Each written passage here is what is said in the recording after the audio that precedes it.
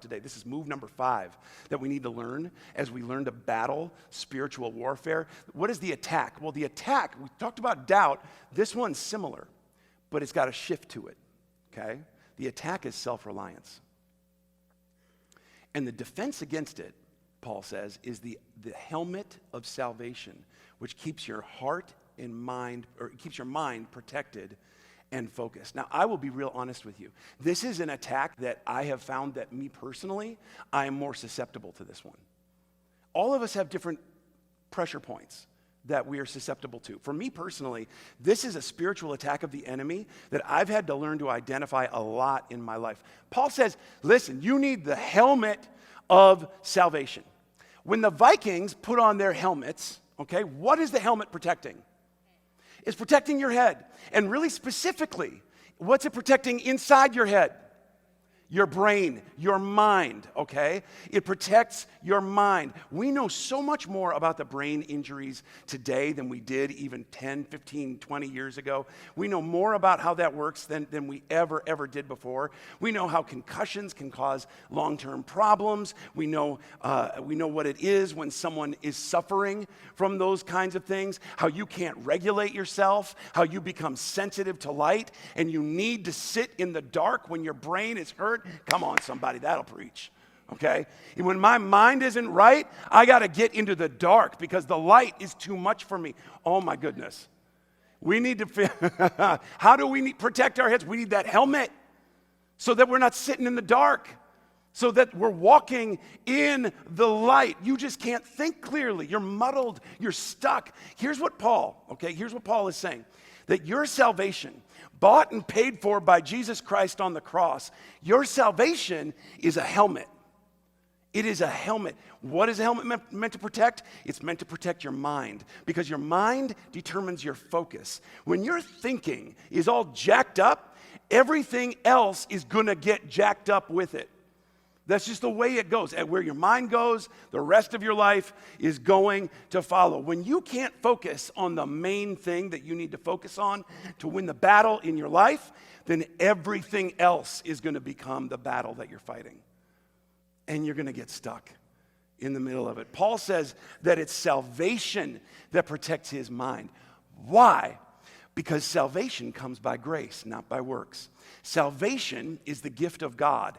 The idea that God saves me, loves me, Jesus died for me, the Spirit is leading me and sanctifying me, the idea that God has saved me and I have not saved myself, that is what keeps my mind right. That's what keeps me focused. That's what sharpens me and hones me for the battles that I face. Knowing that, Seth, you can't rely on yourself. Why? Because salvation doesn't come from you. It comes from God. So you better get your mind onto Him and off of you where you want to put it. So when I take off the helmet of salvation and I put it over on the shelf, really, typically, why do people do that? They do that because we have come to believe that something other than the salvation that God provided is a means to the destiny that I want. So we take off that helmet and we put it off to the side because we have a different idea in our heads now, in our own darkness, in our own brokenness. So we start thinking things like, man, what I got to do is I just got to work harder. Because I don't trust that God is going to save me. I have to save myself. What I have to do is earn more money. Because if I go earn more money, I can get more stuff. And if I get more stuff, that's how the world says that I'm winning a successful life, right?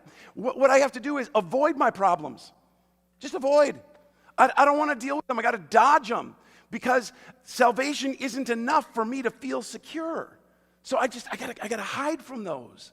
I need better grades, because if I don't get good grades, I won't get a great job. If I don't get a great job, then my life is going to suck. I need to work at my career without boundaries, without balance. Because if I don't work without boundaries or rest, I'm going to end up being a failure. And I don't want to be a failure. So I got to work tirelessly at everything that I do. Do you see how this works?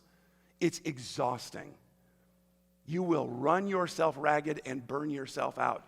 Your enemy dares you daily to take your helmet of salvation off Why? So he can deliver a headshot to your brain that causes you to put your faith, your hope, your trust, and your peace in anything but Jesus. John 15:5 says this. Jesus said, I am the vine, you are the branches. Those who remain in me and I in them will produce much fruit. You want to produce much fruit? Stay in Jesus. Far apart from me, you can do what? You can do what? I'm sorry, church, you can do what? You can't do anything. Can we save ourselves? No. Can we fix the marriage by ourselves? No. Can we overcome the insecurity? No. Can we raise our kids? Well, I mean, you can, but not with a lot of fruit. Can we start a church? I mean, not one that's going to push back the gates of hell. Can we advance a career? Not one that's going to glorify God. Our felt need to rely on ourselves instead of God. Guys, it's as old as Adam and Eve. It's been going on forever. Your enemy is constantly whispering to you, come on, take off the helmet.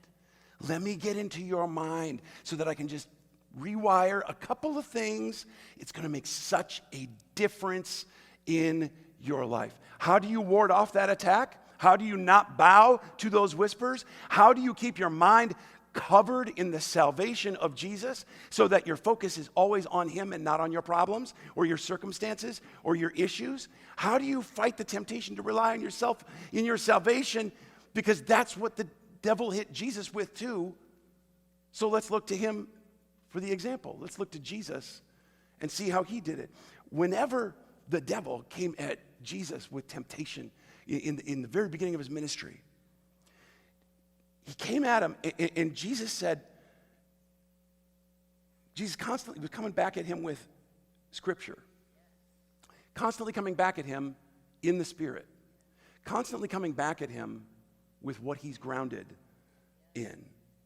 So the devil is hitting Jesus with, hey, eat this bread, jump off this cliff, bow down and worship me. Just would you give me 2 minutes of helmetless Jesus so I can get into that noggin of yours and noodle around a little bit? Can I just do that? And Jesus responds every single time by focusing on God instead of himself. Every time Jesus was tempted to rely on himself to get himself through, every time Jesus was tempted to fight his own battle, what did he do? He'd get away and pray, and then he'd start quoting the Scripture up the street and down it.